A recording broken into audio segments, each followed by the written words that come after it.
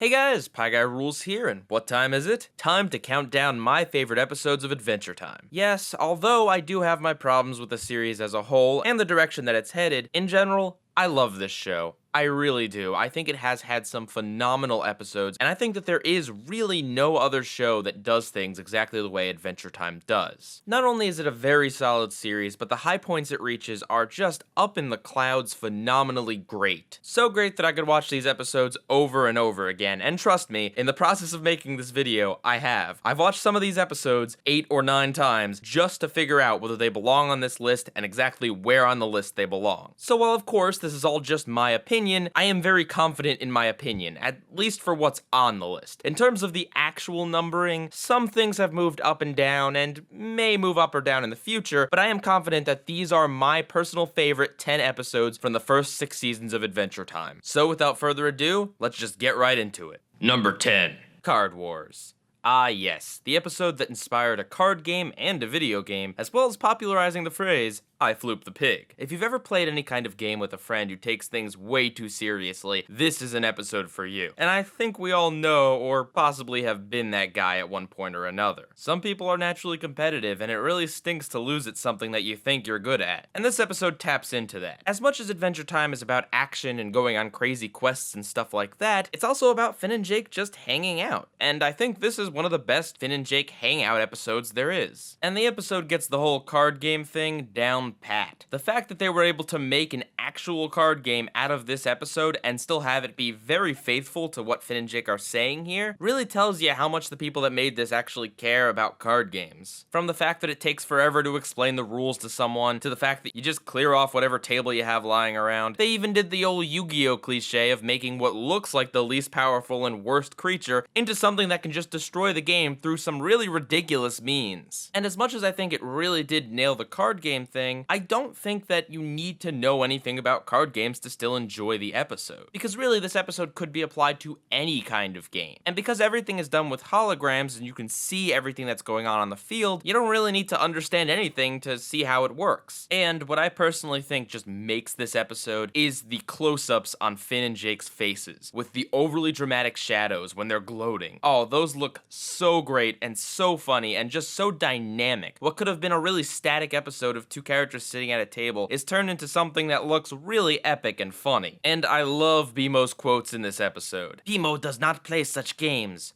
with Jake. Me-Mow chop, if this were a real attack, you'd be dead. Like, come on, both of those are so adorable. How could you not love them? And guess what? I don't even agree with the message in the episode. Personally, I am totally against letting someone win. I think it's patronizing and just totally ruins the game, unless you're playing with like a little kid or something. But I still love the episode because I totally understand why Finn does this. Finn doesn't care about the game, he just cares about his friend. And what really makes the plot work is the ending. Because Finn and Jake share the gross drink and they're just goofing around, it shows that there really is no hard feelings. Even though Jake was taking the game a bit too seriously and Finn let him win, it's just two friends goofing around. It's silly, it's funny, and it's very memorable. I highly recommend checking out the episode, the card game based on the episode, and the video game based on the card game based on the episode. Number 9. Mortal Folly. It's very easy to overlook this episode and not give it the recognition it deserves. In fact, it almost didn't make it on this list. And even though this is not one of the most complicated episodes out there, it's still very good in its execution. You feel a sense of something bigger happening in this episode than most episodes. The Lich is such a mysterious figure. He's less of a character and more of a force of nature. We don't even really get to hear him talk until towards the very end, outside of his mumbling incantations. And of course, when he does talk, oh man, a chill goes down my spine. Of course he'll go on to have other speeches, but this was the first. This is the one that leaves a real lasting impression. The bulk of this episode is basically an epic chase. Finn and Jake trying to hunt down the Lich while the Ice King is trying to hunt down Finn and Jake. And you really get the feeling of urgency. You really feel like Finn and Jake are racing the Lich, like they are trying to get to him or else the world will literally end. Finn and Jake even mention that this is their first time in a save the world situation, which is pretty cool how the characters even acknowledge it. The Ice King adds just a little bit of flavor to the episode as well. The fact that he's there goofing around with Princess Bubblegum and Finn and Jake definitely adds a bit of a chaotic element here. here. It could have just been characters chase down another character, but instead Ice King's gotta be in the way of things. He provides us with a few pretty funny moments, and the fact that he is there is a great contrast to the Lich. As Pendleton Ward wrote in his original Adventure Time pitch, the Lich is not funny, which makes the Ice King be a perfect contrast because the Ice King is just the epitome of the ineffectual villain. He can't do anything, and most of the time he doesn't even really mean that much harm. And when you put the Lich side by side with him, the Lich just seems like a power of pure evil. It's also neat that they give Finn a gauntlet for this episode. It gives him a power that's unique just to this. And of course there's also the sweater of liking someone a lot. Now this plot point could have been very cheesy and corny, but honestly I feel like they've earned it. It's hard to explain exactly what they did to earn it, but it feels justified. It doesn't feel corny. It doesn't feel out of place. It feels like a logical conclusion to the problem, especially with the whole metaphor of the Lich being cold versus Princess Bubblegum's caring being warm. As an aside, the obstacle course that the businessmen build in business time can be seen in this episode. And the ending of this episode, holy cow, that just makes your heart sink. The Ice King makes a mortal folly, so to speak. And it's such a whiplash from the happy ending of evil being destroyed to Princess Bubblegum being dropped into a well of what can only be described as evil goop. And it serves as a great lead into the other half of this episode, Mortal Recoil. And while I think Mortal Recoil is really good, ultimately I think Mortal Folly is the one that belongs on this list. It's nothing flashy, it's nothing complicated, but it's a very simple, well-told story of good versus evil. It's a fitting end to a season that's very solid, though nothing particularly complicated. Number 8. What was missing? So this is somewhat of a musical episode of Adventure Time, and it was co-written by Rebecca Sugar. And that right there, my friends, is what we call a winning combination. And both of the songs in this episode are great, not just musically, but because of their content. In the commentary for this episode, Rebecca Sugar talks about how she wrote these songs based upon how she thought others viewed her being new working for Adventure Time. She was worried that she'd be looked down upon because she was younger, kinda like Finn's song. She wrote from the heart, and it worked really well. It's just a really sweet episode showing Finn bonding with his friends. There's no big and flashy fight scenes or epic adventure or anything like that. It's another quieter episode, but I think it works really well. And I particularly love all the little details in the episode. Like how Finn says, "I'll get your kid back toy," or how it takes place at Red Rock Pass while the sun is setting to provide some beautiful aesthetics for the episode to take place in. And how about the detail that Marceline didn't have anything taken from her and was just hanging out with her friends? That's sweet. I don't really have that much else to say because it's just one of those episodes where every little piece comes together to create a great episode. I like the design of the Door Lord, I like his powers, I like the big door with all the little nubs that they have to sing to. I like Finn's little pasta song, and the fact that he eats the noodles raw without even realizing. At its heart, the episode is about relationships, how Finn relates to his friends, as well as finally getting to learn what Princess Bubblegum and Marceline think of each other. We had an episode where Marceline tried to help Finn get a date with Bubblegum, but other than that, we didn't really get to see much of them interacting. This is the first time we really kind of get an understanding of what their relationship is like. And, personally, I think that they were just two close friends who had a falling out, but I think there are plenty of other interpretations of that, such as them being in a romantic relationship, or maybe even seeing each other as sisters. No matter how you decide to interpret it, it's definitely clear that they had a close bond and something somewhere went wrong. And I like the fact that Bubblegum held on to Marceline's t-shirt all these years, and that little moment of Bubblegum admitting that she cares is enough to get them on a lot better of terms. It's a nicely detailed episode with two really awesome songs to hold it together. The episode's made of sugar and it's sweet enough for me. What was missing? Nothing in this episode.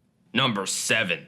I Remember You. This episode starts off with the Ice King singing a silly version of Marceline's Fry song and ends in utter heartbreak. Talk about going from 0 to 111 minutes, but by glob, this episode manages to do it so masterfully. When you're watching the episode the first time through, at the beginning you're like, oh, okay, this is just gonna be a silly Ice King episode where he goes and sings a song with Marceline, and then you're like, wait, why is Marceline so disturbed by him? They have a history? Oh, glob, what is going on? And that's the episode. It's all about leading up to the reveal that the Ice King was Marceline's surrogate father during that crucial time right after the apocalypse. There's a lot of parallels from this episode to What Was Missing. They're both musical episodes co-written by Rebecca Sugar that deal with characters' relationships and emotions behind them. And much like that episode, what makes this one great is the realism. Look, there's no magical crown out there that's gonna turn you crazy, but there is a disease called Alzheimer's, and it will make elderly people senile, to the point where they won't remember who you are or what anything is, aside from having a few faint moments of kind of sort of understanding a little bit of what's going on. And even beyond that, getting old in general will make you senile, and I think it's a very basic human fear to worry that when you get older, you won't remember what's going on, or other people won't remember who you are. And I think that's what makes this great, is that it's an episode that's not particularly about that. It has a fantasy element, so you're not going to disturb kids, but at the same time, it has a real life subtext behind it. What's crazy about all this too is that it's a tragic twist on what was already a tragic twist. In Holly Jolly Secrets, we found out about Simon and how Betty left him and all that, and now here we find out that Marceline was involved and also hurt by the Ice King's crown. Interestingly enough, in the commentary for this episode, Rebecca Sugar mentions that she didn't put any jokes in the episode and was a little bit ashamed of that, although personally, I don't think there's anything wrong with it at all. And I would also disagree. There are a few light gags, like the Ice King getting tangled in the cord and Finn and Jake's reaction to what's going on. Seriously, I love it. At the end of the episode, Marceline and the Ice King are singing this song in the room and crying, and Jake and Finn are like, what is going on? It's a great way to kind of sum up the audience's reaction to everything. The only reason it's this far down on the list is because it doesn't have that much going on in it. There isn't a lot of action to go along with the singing. And while I think it works for this episode perfectly, I do have to say there are other episodes that do similar things to this, but just a little bit better in the visual storytelling department. But I guarantee you, this is an episode that no one will forget. Number 6. There are plenty of creepy Adventure Time episodes out there. In fact, there's one that's even named The Creeps. But none is quite as creepy as the episode No One Can Hear You, aka the episode with the freak deer. This episode is just so creepy, it sticks out in my mind. It's a great setup too. Everyone in the Candy Kingdom is gone except for Finn, who's been in a coma for like 6 months. And the only one around is Jake, his best friend, who has gone completely bonkers and is holding him hostage. Meanwhile, he's hearing screams coming from in the sewers, and the mysterious deer who kicked the crap out of them in the opening appears. It does a great job of giving a lonely feeling. When you see Finn wheeling his way in his wheelchair through the Candy Kingdom, they use a lot of wide shots to show that he is truly alone. And the fact that our main character has been crippled just makes it even more creepy, like he's more defenseless than usual. And hearing Jake, lovable, friendly Jake, spouting nonsense and acting creepy, oh, it's unnerving. And the deer himself is so disturbing. We don't know anything about him. He doesn't talk. This deer shows up and within the first few seconds of the episode breaks Finn's legs and skronks Jake's head. Then we don't see him for a while, and then he just mysteriously appears, licks his crotch, and then disappears. And then at the end he appears, licks Peppermint Butler and sticks him to the wall, and then takes off his hooves and wiggles his little fingers. Oh, it's so creepy. It's great when an episode can do a lot of things really well, but if it can do one thing really, really, really well, I think it deserves a spot on this list. To see our hero crippled, isolated, pit against his best friend, and having to face an unknown foe is just a really great story. Number 5. And speaking of episodes who can do a lot of things really well, interestingly enough, the next number on the list here is the sister episode to No One Can Hear You, Jake vs. Me-Mow.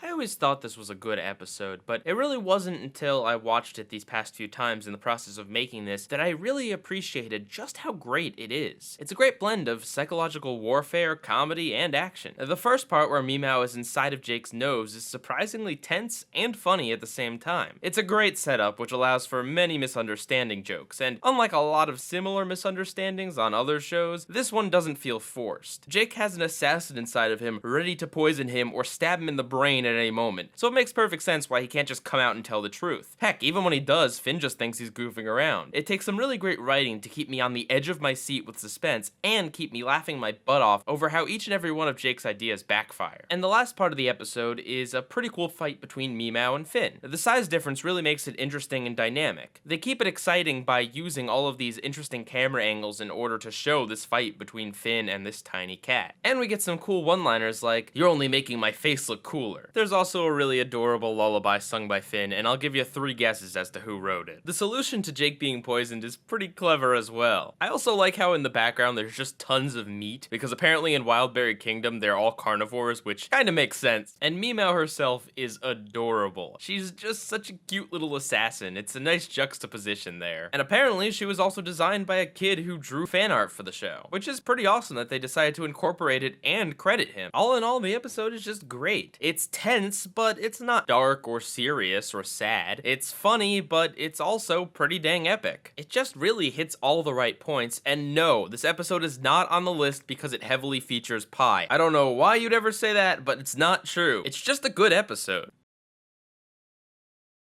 Number 4. There are many episodes of Adventure Time that are strange and dreamlike, and in my opinion, the king of them all is King Worm. I love this episode so very much. I think it is so creative, so interesting, so crazy, so entertaining, and it all still follows a simple plot. A lot of shows do dream episodes, and a lot of them don't even tell you it's a dream until the very end. This episode is nothing at all like that. You know up front that this is a dream, but you also know that this isn't just any ordinary dream. It is the plot of the King Worm, meaning Finn has something to stop here. It's not like a dream that doesn't have any effect on anything. If Finn doesn't stop this, he'll probably be trapped in the dream forever, having the King Worm sucking away at his life essence. And throughout the first part of the story, everyone keeps telling Finn to find and break the worm. So he has something to do. He has something that he's being pushed towards. And in the second half of the episode, he's trying to grunk up his dreamscape in order to dry up the King Worm. Because the episode has high stakes. Because the episode doesn't try to fool you into thinking that it's not a dream from the start. Because the episode doesn't do the, oh, it was all just a dream ending, or anything like that. This is how you do a dream episode. And let me just say that this is probably one of the most accurate ways to portray a dream on television. Every second of this is filled to the brim with something interesting happening on screen. Whether it's the ghostly Finn that pops in and gives us Finn's thoughts, Finn's words being sped up, his ear nubs that are too long, Lady Rainicorn having 2 mouths, Flame Princess having mouths for eyes. Seriously, the list goes on and on with so many weird and interesting things happening. I dare you to be bored while watching this episode. Adventure Time is known for being really creative, and this is probably the most creative episode out there. Not only that, but it also foreshadows and references a lot of things. We see the Fear Feaster again. We see the Lich again. We see Finn's fear about not being old enough to date Princess Bubblegum pop up. We also see foreshadowing of Farm World Finn. We also see foreshadowing of Reign of Gunters. And there's a reference to Fiona and Cake, and Finn's fear of clowns. And these worms already popped up way back in Evicted. And the beauty of all that is that it's still a standalone episode. You don't need to watch any of the other stuff to understand this episode because it's so weird. It just has a few nice little bonuses if you have been paying attention to the series thus far. It's a crazy trip through Finn's psyche that is filled to the brim with interesting and unique set pieces. Number 3. Escape from the Citadel. Yeah, I bet you didn't think I was gonna put a season 6 episode on this list, but honestly, this is one of the best episodes of the show. It does a lot of the same things that Mortal Folly does, like having the Lich giving a chilling speech, providing a sense of urgency, and giving us an adventure on a bigger scale than usual. In addition to all this, though, this episode has 2 really interesting things that Mortal Folly doesn't have. Firstly is this crazy awesome setting. The Citadel looks really cool. It starts off being solid, but then the Lich sets it on dark fire, which turns it into some sort of liquid that defies gravity. There's these giant guardians looming over everything, shooting these blasts. Meanwhile, there's all of these escaped evil prisoners that are running amok all over the place. It's a really fascinating and chaotic environment to set this episode in, and provides a brilliant backdrop to my other main point. This episode has a really strong emotional story to go along with the physical story. Mortal Folly doesn't really have this. It has a touch of it with Princess Bubblegum and Finn's feelings for each other, but this episode really goes in deep. It presents one of the most deadbeat, scummiest fathers in all of television history. I would definitely like to examine Martin's character a little bit more in some other video, but all I'll say right now is that he's a dangerous combination of being selfish and indifferent. This guy will say and do whatever it takes to get him whatever he wants. It's not even like he's evil like the Lich and he's out to harm and destroy. He's just so selfish and just so indifferent to everything but himself. And this episode is a great introduction. After Finn pretty much saves his life, he swims away, saying he's just going to the store. Martin is beyond unlikable, and that's kind of the point. He's the antithesis of Finn. Finn is almost always likable, except for a few certain points in the series where they really screw up his character. But in general, Finn is a very likable guy. He's selfless and caring. So of course, the opposite of that is gonna be Martin. And Finn's Finn's emotional roller coaster ride between finding out that his dad was in the Citadel in the first place, this place where they only hold the most evil beings in the universe, to finding out exactly who he is, to having a little bit of hope that his dad cares about him, to finding out that nope, his dad just literally doesn't care. It really is heartbreaking, but in the way that makes a really good story. And much like in Mortal Folly, there is a huge impact moment where Finn's arm gets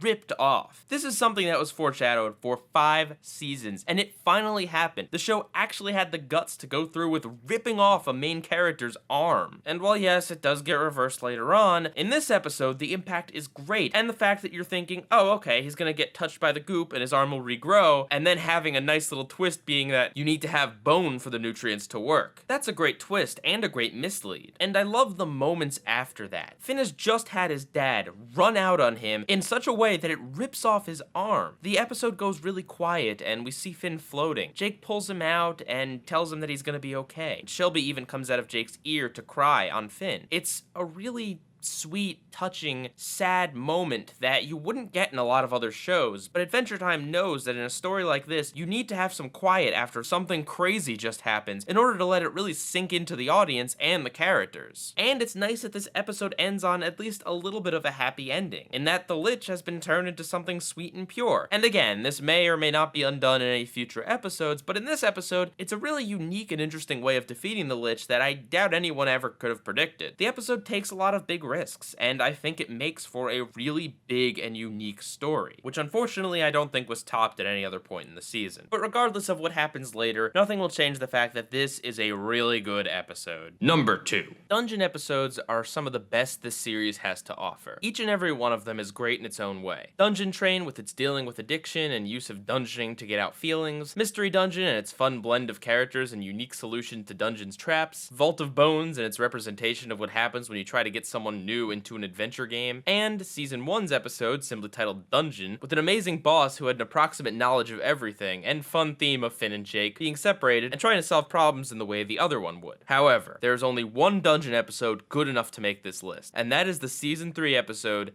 Dad's Dungeon. It's worth noting that this is one of the few episodes post-Season 1 that Penn wrote. Pendleton Ward described writing the show as very similar to making a D&D campaign. He was clearly inspired by the game, and this episode, more than any other, really does feel like a D&D game in all the best ways. Each monster is creative, from the hot dog and hamburger beast to the lumpy squirty gross monster to the seductive fruit witches who turn demonic, and of course the final boss whose eye looks like a 20-sided die and who's giving off a manic laugh the entire fight. All these creatures are unique and awesome in their own way. It's fantastic to see Finn and Jake overcome each challenge. Finn realizes that the hot dogs and hamburgers are a trap. He reasons with the gross monster. Jake traps the witches in their own curse, and Finn stabs the boss right in his big eye. It feels like a really epic adventure that our heroes have to work to overcome. Not to mention the fact that the episode culminates in a pretty awesome beatboxing remix of all of the hollow messages that Jake's dad recorded, as well as the amazing line, "The family sword is made of babies." And on top of all of that, the episode has an emotional resonance and a real heart to it. It tests Finn's confidence and Jake's loyalties. Way back before Martin, Joshua was Finn's original daddy drama. And what I love about him is that unlike Martin, Joshua is complex and has an interesting reasoning for his behavior. He isn't a bad guy, he seems to genuinely just want the best for Finn, though his methods are a bit questionable. If you were a monster hunter and lived in a land where there's all types of crazy creatures, you would naturally want to make sure your kid grows up tough. It's also important to remember that Joshua is a dog and not used to humans. He expects Finn to mature at the same rate as Jake, even though humans spend a longer time as children. Additionally, he was making this when Finn was a baby, meaning before he got to see Finn grow up and turn into the tough galoot that he is today. Despite all this, his actions were undeniably cruel, especially in turning Jake against Finn. And the dealing with trust and confidence is exactly what raises an otherwise fun adventure into top 10 material. Because an episode that's fun, action-oriented, creative, and something that deals with emotions is really the full package and provides a very satisfying viewing experience. And that's why I think it's honestly Finn and Jake's best adventure, though there is one better episode. Number 1. Simon and Marcy. As far as I'm concerned, the episode just does everything right. It's so emotionally rich, while at the same time still being an interesting story with plenty of action and comedy. It does everything I Remember You does and more. It shows things happening, whereas Simon and Marcy is more about telling through song, and this episode is quite honestly funnier than that one. And the reason why this episode is funny is because of how sad it is. It's a bad situation, so whenever something funny or awkward happens, it's really funny because you're not expecting it. A lot of the jokes in this episode are more about awkward or unexpected moments, like when Simon uses the crown to donk the monster in the head instead of putting it on. It's funny because you're expecting another dramatic struggle with Simon and the crown, and instead you get a really blunt moment. Additionally, comedy is actually a key part of the story. Simon is traveling in the apocalypse with a scared little girl, so naturally he's trying to cheer her up by making jokes. In fact, it seems to be the entire reason why the Ice King is such a goofball. There's a key moment where the Ice King tells Marcy a joke, and it scares her because he's being the loud and inconsiderate crazy Ice King, not the careful, thoughtful Simon that we've seen before. The interesting thing is that the joke the Ice King makes, because I was so fly, is the exact kind of corny joke that Simon would tell, and it's all about the Ice King's inflection that makes it scary and crazy and weird versus Simon's more comforting telling of these jokes. That one joke pretty much shows the differences between the Ice King and Simon, and all the humor here feels so natural to the story. The wrong kind of humor in an episode like this could feel very jarring and unnecessary and out of place, but this is genuinely funny in all the right places that even strengthen the story. Another thing I really appreciate about this episode is the framing device, how it's Marceline telling the story to Finn and Jake. The framing device doesn't take up much of the episode, it's very short, but it's crucial because it gives us Finn and Jake's reaction to what happened. Unlike in other episodes where we don't know what Finn and Jake are thinking of any of what's going on, in this episode we get to see them react. Much like in I Remember You, they're kind of a stand-in for the audience. And it's really nice to see what our main characters think of what's going on. And it's also kind of sweet to just see them all hanging out and playing basketball. I love this story because although it's serious and a pretty bad situation, it's not too dramatic or sad, thanks in part to Simon keeping it light with the jokes. It hits a beautiful balance of drama where it doesn't feel overly grimdark or overly silly. And I like that the story is just about Simon trying to find chicken soup so Marceline will feel a little bit better. Apparently in the original pitch of this episode, Simon was looking for medicine and Marceline was in a lot worse of shape. And while I do think that would have made for an interesting version of this episode, I'm perfectly happy with what we got. The chicken soup thing is such a nice little metaphor for how he kept her alive during this time. It didn't have to be some sort of really urgent situation, it just was a small example of the kind of daily struggle they went through surviving through this. You really feel the bond between Simon and Marcy in the episode, with all the little banter they have, and the fact that Marceline is actively trying to get him to not put on the crown, and the fact that he's trying to get her to listen to him and make sure she keeps calm and everything. It's really sweet. You really see it, you really get it. It's not like they're just telling you, okay, these people are friends and Simon is like a father figure. No, you see it. You really see it in this episode. And another thing that makes this episode great is what you'd expect from a Rebecca Sugar co-written episode, all of the little details. I like the fact that the bowl Marceline uses for the deer guts turns into her helmet a minute later. I like the fact that they find a TV with no remote and then later on Marceline trips over the remote. I like the fact that some form of Princess Bubblegum is put in here. And I like the perspective of the mirror in that soup store, as well as a camera movement that happens a little bit into that scene, and I really like the dramatic use of the song. It's a very, very strange choice, definitely. The fact that they use the Cheers theme song. But in a way it's kind of fitting, because in the future nobody knows Simon's name, they all just call him the Ice King. And I think it's not so much the song itself that matters, as much as it is the fact that Simon sings it, and then later the Ice King sings it, with each character singing it with a slightly different inflection. All in all, it is a truly beautiful and touching episode that feels way longer than 11 minutes in all of the right ways. With a lot of Adventure Time episodes, you feel like it could use a little bit more time to play out, but this one fits perfectly into that 11-minute time slot, even with the wraparound segments. It's a testament to how beautiful this show is and how amazingly touching it can be at times, while still keeping a fun, adventurous spirit. And those are my 10 favorite episodes of Adventure Time from seasons 1 through 6. It's interesting how my favorite 3 episodes all have to deal with daddy issues in one way or another. I guess Adventure Time is just really good at exploring relationships between children and their fathers, or surrogate fathers in the case of Simon and Marcy. Feel free to leave down in the comments what your favorite Adventure Time episodes are, and give this video a like if you liked it. If there's good response, I will definitely be doing other top 10s that deal with Adventure Time, especially for seasons 1, 2, 5, and 6 that didn't get too many episodes to appear on this list. PIEGUYRULZ,